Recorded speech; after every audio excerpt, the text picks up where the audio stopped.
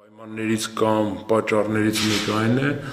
որ կարևորելով ագրոպարենային ոլորտի գործունեությունը Հայաստանի Հանրապետության և տնտեսության և առհասարակ պետական անվտանգության ապահովման տեսանկյունից, Հայաստանի Հանրապետության կառավարությունը իրականացնում է բազմաթիվ պետական օժանդակության ծրագրեր ագրոպարենային ոլորտում առաջընթաց և արտադրողականության աճ արձանագրելու նպատակով։ Մասնավորապես խրախուսվում են ինտենսիվ այգիների հիմնադրումները, առաջադեմ տեխնոլոգիաներով ջերմոցային տնտեսությունների հիմնումը, խելացի անասնաշենքերի հիմնումը, ցեղային անասնատեսակների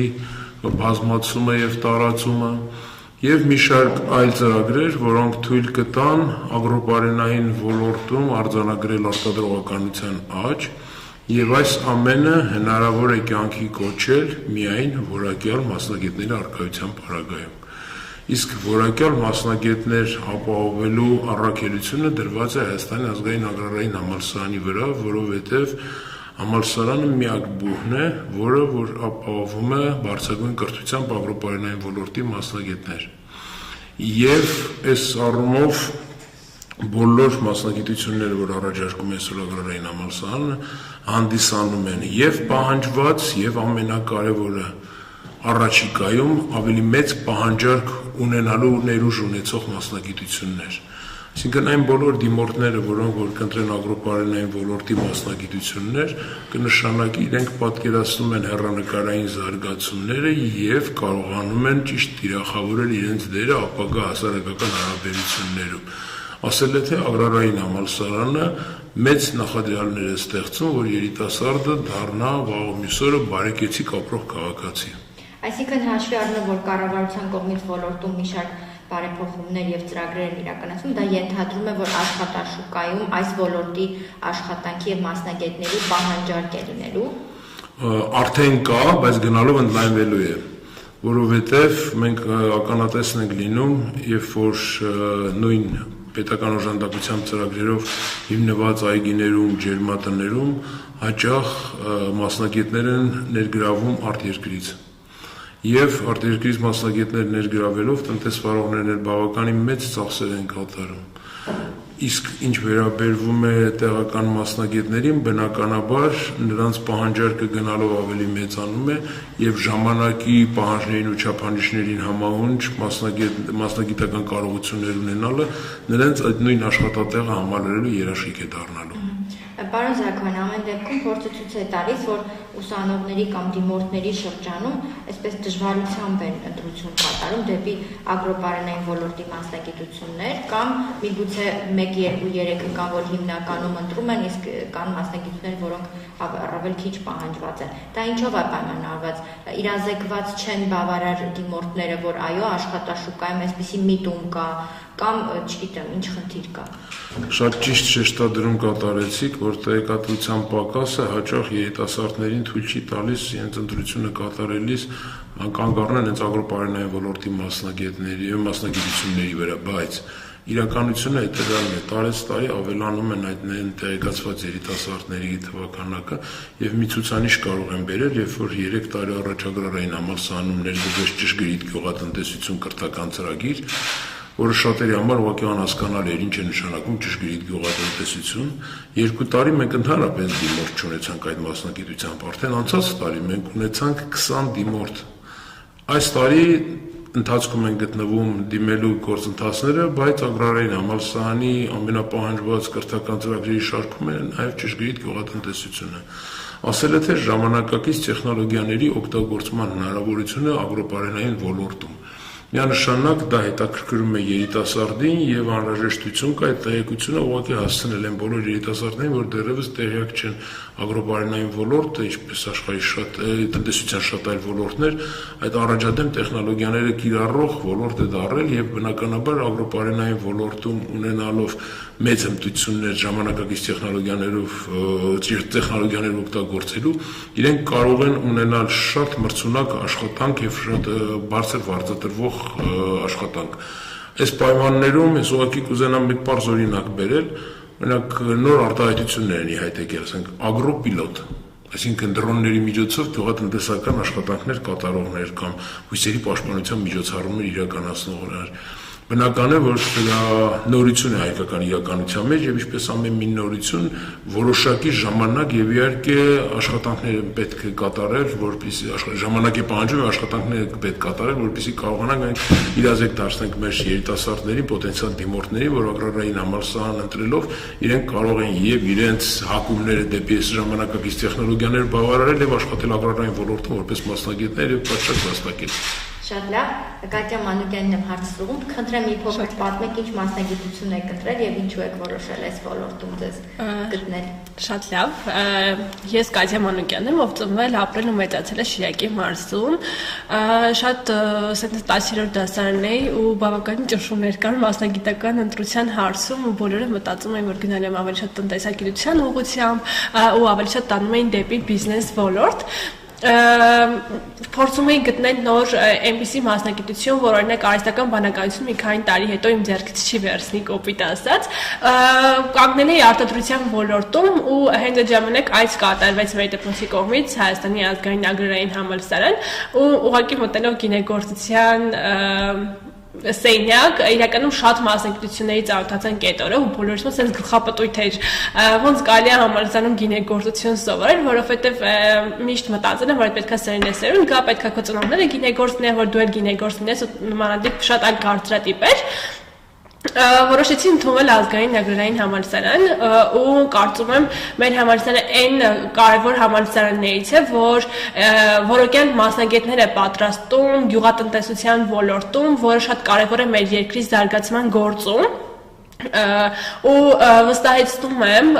երբ որ տեսնում ենք, որ մեր ավարտած մասնագետները օրինակ գտել են արդեն իսկ աշխատանք, բարձր վարձատրվում են, իրենց կոմֆորտ են զգում իրենց աշխատանքի մեջ ու ունեն անձնային աճի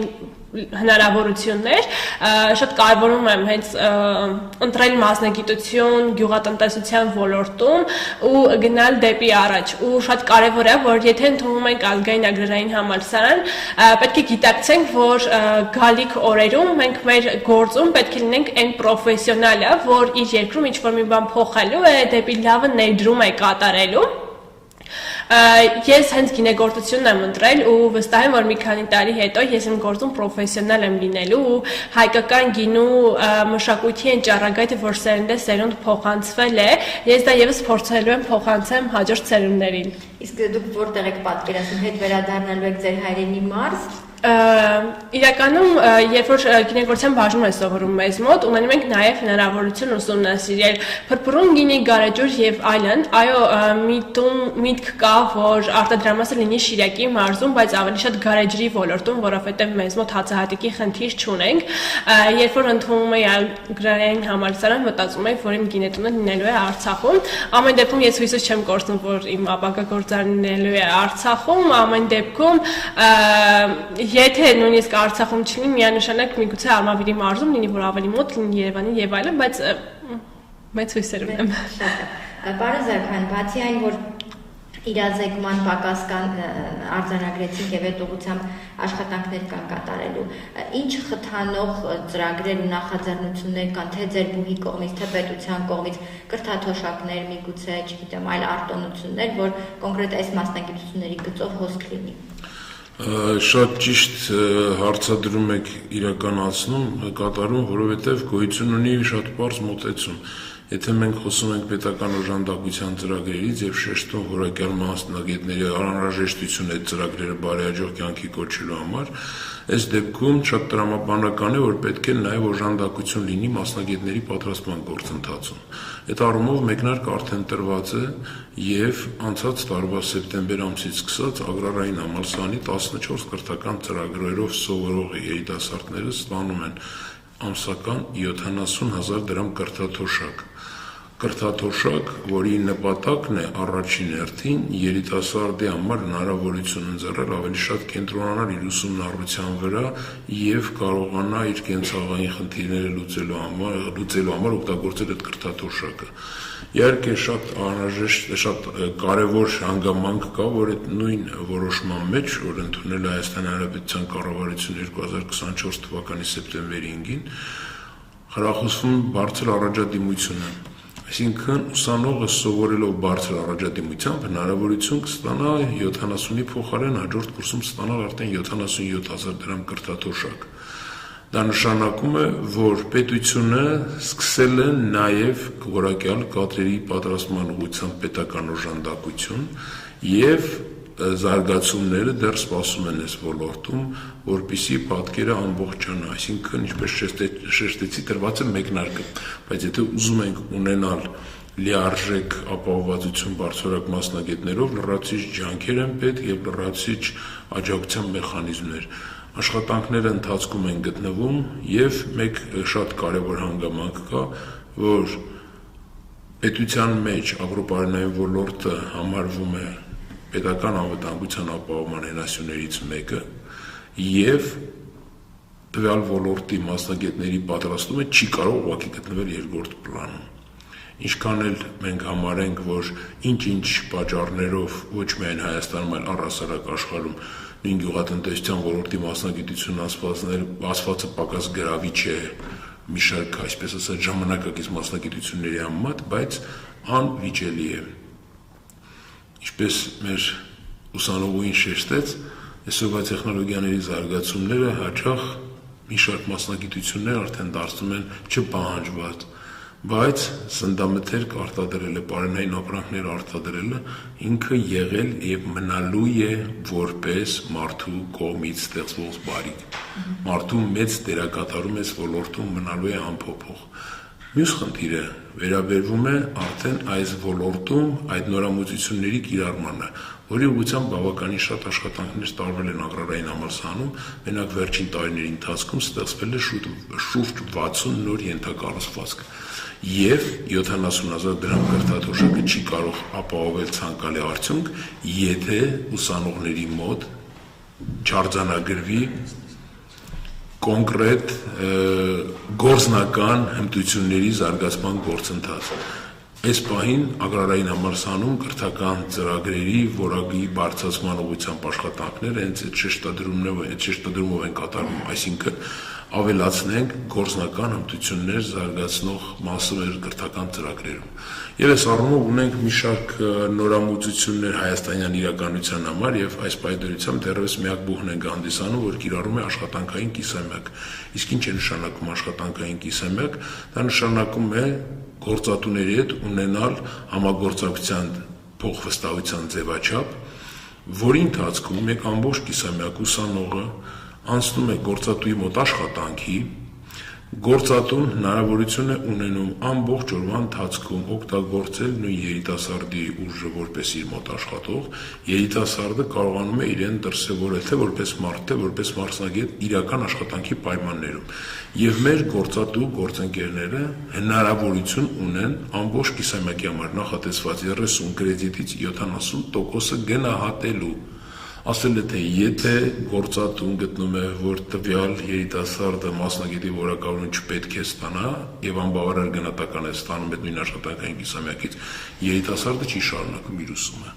Նման ձևաչափ գործատուների նկատմամբ նման վստահություն Հայաստանում առաջին ագրարային համալսարանն է սկսել կիրառել եւ մենք շարունակելու ենք զարգացնել այդ փորձը, որտեղ ունենք արդեն հաջողված պատմություններ, որ մեր մի շարք ուսանողներ դեռևս դիպլոմ չստացած, դեռևս բուհը չավարտած ստանում են աշխատանքի առաջարկներ եւ ընդգրկվում գործատուների մոտ արդեն աշխատավարձով աշխատանքի։ Շատ է։ Դուք նշեցիք մոտ 14 մասնագիտություն կամ ծրագիր, որ կրթաթոշակի հնարավորություն կա։ Իհարկե 14-ը հիմա դժվար կլինի, բայց մի քանիսը կթվարկեք, որտեղ մարդիկ տեղյակ լինեն։ Ագրոնոմիա, բույսերի պաշտպանություն, անասնաբուժություն, ջերմատնային ագրոտեխնոլոգիա, անասնաբուծություն, օղային ջրային ռեսուրսների ճարտարագիտություն, ճշգրիտ գյուղատնտեսություն, գինեգործություն, բարենային տեխնոլոգիա, գյուղմեքենայացում եւ մի շարք այլ մասնագիտություններ, գյուղատնտեսական մասնագիտությունների գերակշիռ մասը։ Քանի որ որոշումը նախորդ տարվա սեպտեմբերին է ընդունվել, ենթադրվում է, որ արդյունքները որոշակիորեն այս տարի տեսանելի կլինեն, այո։ Ազդեցությունը սպասում է այս տարվա ընդունելության արդյունքների վրա, որովհետև անցած տարի, որ որոշում ընդունվեց, արդեն ընդունելության գործընթացը ավարտված էր առկա համակարգում, իսկ 70,000 դրամ կրթաթոշակները վերաբերում են միայն առկա համակարգում սովորող ուսանողներին։ Կատյա դու արկա համակարգում ես սովորում եւ այս կրթաթոշակից օգտվում ես։ Ինձ հետաքրքիր է այս չափի կրթաթոշակը ինչ է տալիս ուսանողին, ինչքանով է կարողանում դες օգտվել։ Շատ լավ։ Իրականում կարծում եմ սա ուղղակի խրախուսման միջոց է։ Նախ կրթությունը օրինակ շատ երիտասարդներ սովորում են հենց այդ մոգի գնահատականը բարձր պայմաններ, որովհետեւ հաջորդ տարի եւս շարունակեն կրթաթոշակ ստանալ։ Սա կարեւոր է, որովհետեւ ուսանողների վրայից ոնց որ մի փոքրիկ հոգս պետությունը վերցնի իր վրա, որտեղ շատերը գալիս են համալսարան, մանավանդ երբ որ վարձում են ապրում Երևանում, շատ դժվար է ուսում աշխատանքի հետ համատեղել է, իսկ այս դեպքում երբ որ ուսանողները արդեն իսկ ստանում են կրթաթոշակ, փորձում են չաշխատել ու շեշտը ավելի շատ դնում են իրենց կրթության վրա, ավելի շատ ժամանակ են տրամադրում սովորելուն։ Պարոն Զաքարյան, դուք նշեցիք, որ սերտորեն համագործակցում եք գործատուների հետ, ենթակառուցվածքներն եք բարելավում, որպեսզի պայմաններն առավել նպաստավոր լինեն։ Մասնագետների, դասավանդողների որակավորման, վերապատրաստման առումով ինչ աշխատանքներ եք նախատեսում։ Երբ որ ես շեշտեցի մեկնարկել է կադրերի պատրաստման օժանդակության գործընթացը, արդեն ասվածից մեջ կար ակնարկ, որ դեռևս շարունակական աշխատանքի անհրաժեշտություն կա։ Շատ կարևոր շեշտադրում եք կատարում, որովհետև բարձրորակ մասնագետը պետք է կարողանա կրթել եւ պատրաստել նույնպիսի մասնագետ։ Այսօր աշխատաշուկայում մենք հայտնվել ենք մի այնպիսի իրավիճակում, որ շատ որակյալ մասնագետներ մասնավոր հատվածի կողմից ներգրավում են աշխատանքի մեջ եւ ավելի քիչ ժամանակ են ունենում տրամադրելու դասավանդմանը։ Մեր խնդիրն է այս հարցին պատշաճ ուշադրություն դարձնել եւ փորձել հնարավորինս շատ այդ մասնավոր հատվածի կողմից պահանջված մասնագետներին նաեւ վերել լսարան եւ ապահովել նման մասնագետների շփում մեր ուսանողների հետ։ Չափազանց կարեւոր է, որ դասախոսը, հատկապես ագրոպարենային ոլորտի մասնագիտություններով դասավանդող դասախոսը ունենա պրակտիկ փորձ, օրվա փոփոխություններին ծանոթանա եւ այդ նույն փոփոխությունները առաջի ձեռքից փոխանցի ապագա մասնագետներին, ուսանողներին։ Այս առումով ունենք աջողված համագործակցություն հենց գործող մասնավոր ընկերությունների տարբեր մասնագետները համարգարային համալսարանում դասավանդում են, բայց միևնույն ժամանակ դեռևս բարելավման լուրջ խնդիրներ ունենք այս դաշտում, այսինքն որակյալ դասավանդողներ ունենալը եղել եւ դեռևս մնում է գերխնդիրներից ագրարային համալսարանի։ Ինչ վերաբերում է վերապատրաստումներին, ագրարային համալսարանը ունի շուրջ 40 եվրոպական բուհերի հետ համագործակցություն եւ մի քանի տասնյակ դասախոսներ ամեն տարի հնարավորություն ունենում վերապատրաստվել եվրոպական տարբեր բուհերում, տարբեր ձևաչափերով մասնակցում են այդ նույն փորձի փոխանակման ծրագրերի, բայց եղածը դեռևս չեն կարող համարել լիարժեք բավարար։ Անհրաժեշտ է շարունակական աշխատանք, որպեսզի որակյալ մասնագետները ունենան հետաքրքրություն նաև բուհում դասավանդելու։ Ասել է, թե աշխատաշուկայում մրցակցությունը ստիպում է որակյալ մասնագետների աշխատանքի փոխհատուցման այլընտրանքային մեթոդներ գտնել, ինչը թույլ կտա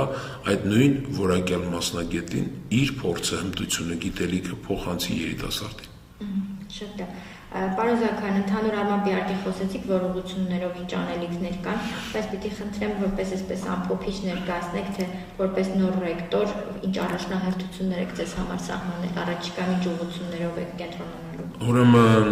կուզենամ տարանջատել առաջնահերթությունը ըստ կրթության եւ գիտության ոլորտների։ Կրթության ոլորտում առաջնահերթությունը պրակտիկ փորձի վրա հիմնված ուսումնառության զարգացումն է, գիտության մեջ առավելապես կիրառական մասի ավելացումը, այսինքն գիտական գործունեության մեջ, հատկապես ագրոպարենային ոլորտի գիտական գործունեության մեջ, եթե կիրառական մասը գերակշիռ դեռ չի կազմում, այդ նշանակում է դրա օգտակարությունը բավականին ցածր է։ Ասել է, թե պետության եւ տնտեսության հասարակության համար գոյություն ունեցող խնդիրների լուծումը պետք է դառնա ագրոպարենային ոլորտի գիտնականի առաջնահերթ ուշադրության թեմա։ Ինչ վերաբերում է կրթության կազմակերպմանը, միանշանակ է, որ առկա ենթակառուցվածքները պետք է ինտեգրվեն արդեն գոյություն ունեցող կրթական ծրագրերում, որովհետև երբ որ ներկայիս կրթական ծրագրերը մշակվել են, ենթակառուցվածքների մեծ մասը չենք ունեցել համալսարանում։ Հաշվի առնելով, որ ունենք բազմաթիվ նոր լաբորատորիաներ, հագեցած նոր սարքավորումներով, նոր ջերմատներ եւ նոր տեխնոլոգիաների ծանոթացնելու հնարավորություններ, այժմ անհրաժեշտություն է առաջացել ագրարային համալսարանի կրթական ծրագրերը թարմացնել, այդ ծրագրերում ինտեգրելով արկա ենթակառուցվածքները։ Եվ եթե մենք կարողանանք շուկայում պահանջված բարձրորակ մասնագետներ պատրաստել եւ ապահովել գիտական արդյունք, որը պետք է դրական ազդեցություն թողնի մեր իրականության վրա, այս դեպքում կամարենք, որ մեր աշխատանքը ճիշտ են կատարել։ Շատ շնորհակալ եմ հանգամանալից ներկայացնելու համար, եթե կուզենաք ձեր խոսքը դիմորդներին, ովքեր այս բային փնտրտուքների մեջ են, մասնագիտության առումով ինչ կարող եք փոխանցել։ Շատ կարճ ուղերձ, բարեկեցության ճանապարհը անցնում է ագրարային համալսարանով։ Շնորհակալ եմ դուք Ձեզ ենք շնորհակալ։ Ես կարծում եմ, որ եթե ինչ-որ երիտասարդ կամ ով ցանկանում է իր երկրի զարգացման գործում որևէ ներդրում կատարել, հենց առաջին քայլը պետք է լինի ագրարային համալսարան ընդունվելը։ Շնորհակալություն ձեր գործերին հաջողություն։ Ձեզ ենք շնորհակալ։ Շնորհակալ հնարավորության համար։